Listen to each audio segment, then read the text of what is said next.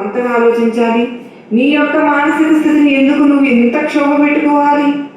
ఎందుకు నువ్వు పదే పదే అతని ఆలోచనలతోటి ఆ యొక్క నీ యొక్క ఆలోచన, నీ యొక్క సమయాన్ని, నీ యొక్క మనసుని, నీ యొక్క ఆరోగ్యాన్ని వృధాగా పాడు చేసుకోవాలి? బిడ్డ, నేను ఏమి చెబుతూ ఉన్నానో జాగ్రత్తగా విను. ఇక్కడ ఏది శాశ్వతం కాదు. నువ్వు అతని మీద అంత ప్రేమ పెట్టుకున్నా నువ్వు చనిపోయినప్పుడు నీతో పాటు అతను చనిపోడు. అలాగే ఒకవేళ అతను చనిపోయినా అతనితో పాటు నువ్వు చనిపోవు. నేను చెప్తున్నవన్నీ కూడా నీ మనసు కష్టాన్ని కలిగిస్తూ ఉన్నా ఇవే వాస్తవాలు తల్లి. కనుక నువ్వు మారు. నీవు సంతోషంగా ఉండే మార్గాన్ని ఎంచుకో. నీకంటూ ఒక పేరు, ఒక గుర్తింపు, ఒక టాలెంట్ ఉంటాయి కదా. నువ్వు ఎందులో అయితే సామర్థ్యంగా పని చేయగలుగుతావో ఆ పని మీద నువ్వు శ్రద్ధను పెట్టు.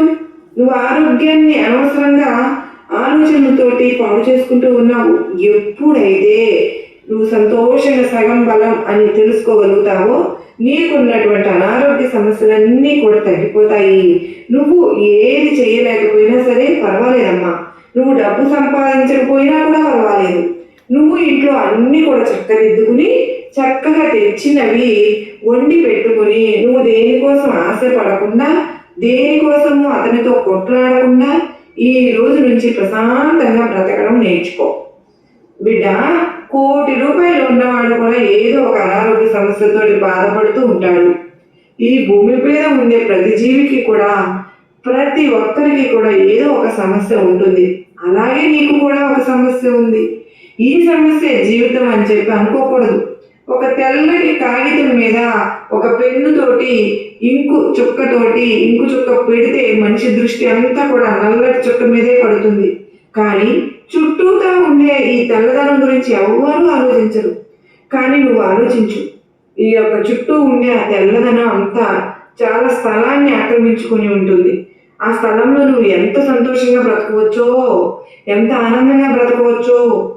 చక్కగా నీ పిల్లలను చూసుకో, నీ బిడ్డలను చదివించుకో, కాసేపు హాయిగా టీవీ చూసుకో, కాసేపు ధ్యానం చేసుకో, కాసేపు దేవుణ్ణి ఆరాధన చేసుకో, కాసేపు నీకు ఇష్టమైన దైవాన్ని స్మరించుకో, రోజు దీపారాధన చేసుకో, నీకు ఇష్టమైన వాళ్ళతోటి మాట్లాడుతూ ఉండు, నీకు సంతోషం కలిగించే స్థానానికి వెళ్ళు, నీకు ప్రశాంతంగా ఉండే స్థానాన్ని ఎంచుకో, హాయిగా బ్రతుకు, విలువ తెలుసుకుని బ్రతుకు.